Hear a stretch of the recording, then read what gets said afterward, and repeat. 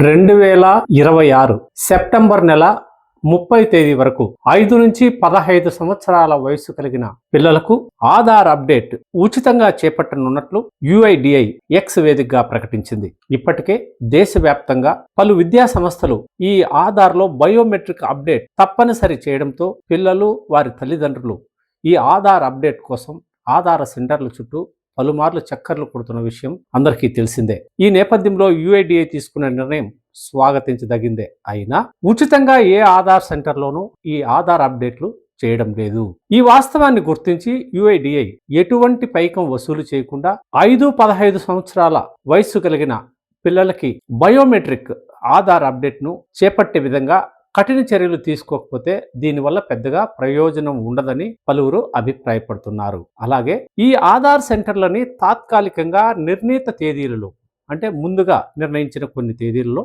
పాఠశాలలకే వెళ్ళి ఈ Aadhaar biometric update చేపట్టడం వల్ల చాలా మంచి ఫలితాలు ఉంటాయని ఈ మేరకు UIDAI చర్యలు చేపట్టాలని ప్రజలు కోరుతున్నారు.